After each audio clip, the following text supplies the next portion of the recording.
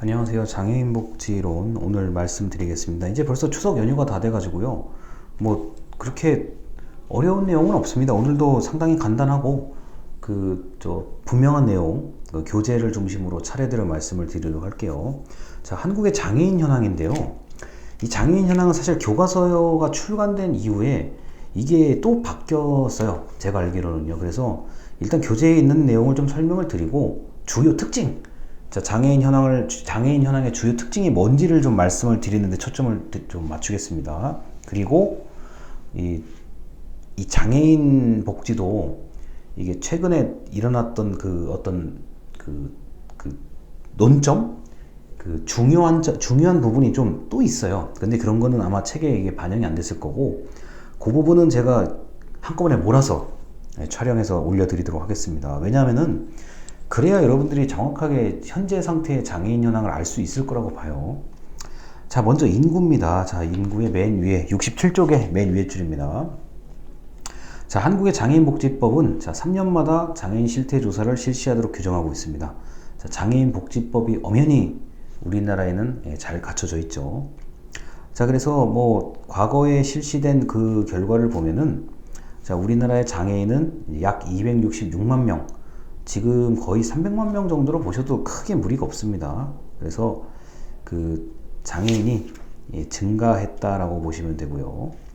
자, 그래서 2000년도에 비해서는 2011년도보다는 2017년도에 이 재가장애인의 숫자가 이제 좀 비교적 증가 추세에 있다라고 보시면 되고, 시설장애인도 증가하고 있다라고 보시면 되겠습니다. 자, 그래서 그 67쪽의 그 표 아래 보면요. 자, 장애인의 수와 출현율의 증가는, 자, 장애의 범주가 10가지였는데, 지체, 뇌병변, 시각, 청각, 언어, 지적, 자폐성, 정신, 신장, 심장장애에서, 자, 15종, 자, 호흡기, 자, 간, 안면, 장루와 요루, 그 다음 뇌전증 장애 등이 확대되어 있다. 그리고 인구의 고령화, 각종 교통사고 등 사고의 증가, 그 다음에 장기 입원 등에 따른 만성질환, 이거는 이제 계속 관리를 해야 되는 질병이요. 자, 이런 것 때문에 장애 발생률 자체가 높아지고 있답니다. 자, 그래서 이게 앞으로 사고나 뭐 질병에 따른 후천적인 장애 인구가 늘어날 것이기 때문에, 특히나 이제 치매나 중풍을 비롯한 이제 끝까지 관리해야 되는 질병들, 그 다음에 사고의 후유증 같은 경우는, 자, 후유증을 겪는 분들이 장애 인구에 포함이 된다고 볼 수가 있죠. 자, 그래서 이제 68쪽에 보시면은 중복 장애를 포함해서 그럼 장애인의 수가 몇 명이고, 자, 출현율이 얼마다. 그리고 등록 장애인의 수 가운데 지체 장애가 가장 많은 인원을 차지하고 있고요. 그 다음에 이제 청각장애, 그 다음에 시각장애, 뇌병변장애, 지적장애 순서로 이렇게 많이 나타나고 있습니다. 자, 그래서 이렇게 68쪽의 맨 아랫줄입니다. 자, 장애인 등록 제도가 처음 도입된 1988년도 이후에 장애인 등록률은 지속적으로 높아지고 있다라고 되어 있습니다. 그래서 장애 등록을 하게 되면 여러 가지 혜택을 받을 수 있다는 것, 그 다음에 그 혜택 자체가 늘어나고 있다. 그리고 맨 아래줄이요. 자, 장애인에 대한 인식이 아주 많이 개선되고 있죠. 자, 그래서 이제 신체적 특성 69쪽입니다. 자, 장애 발생의 원인인데 맨 위에 줄 읽습니다. 장애의 원인은 선천적, 출산 시의 원인, 그 다음에 후천적 원인으로 구분할 수 있는데, 대부분의 장애는 예방할 수 있는 각종 질환 또는 사고 등 후천적 원인이 거의 90%에 이르고 있습니다. 자, 그래서 69쪽의 위에서 세 번째 줄이요. 따라서 후천적 장애 발생을 미리 막을 수 있는 예방사업이나 건강관리 정책이 강화되어야 된다.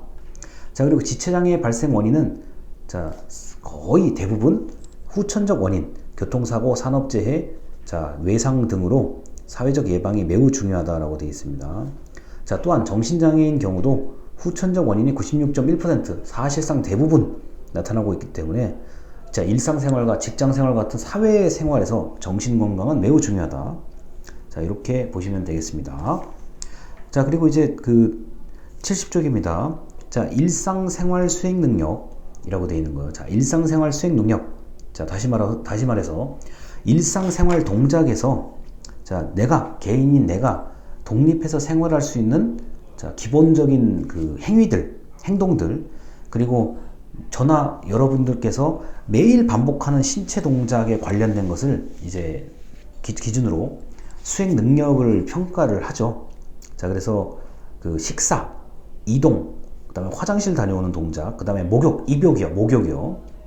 자, 그래서 이렇게 그 제가 장애인 같은 경우가 이제 일상생활 수행 능력이 좀 많이 어렵다라고 보시면 되겠고, 자, 절반 정도의 장애인은 뭐 타인의 도움 없이 혼자서 할 수는 있으나 그 반대편에 무조건 타인의 도움이 필요하다고 하는 장애인들도 결코 적지 않습니다. 그래서 이렇게 사회적 도움이 필요한 장애인이 비율로는 적지 않지만 절대적인 인구로는 이게 적은 편이 아니에요. 그러다 보니까 지원이 계속 필요하다라는 그 이유가 될 수 있고요.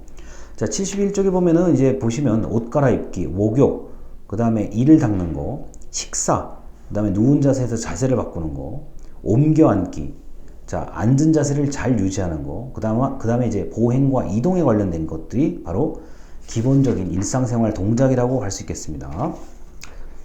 자, 그리고 이제 72쪽입니다. 자, 표와 표 사이에 있는 내용이죠. 자, 타인의 도움이 필요한 장애인 중에서 실제로 도움을 줄 수 있는 사람이 거의 대부분 있습니다만, 자, 없는 경우도 있고요.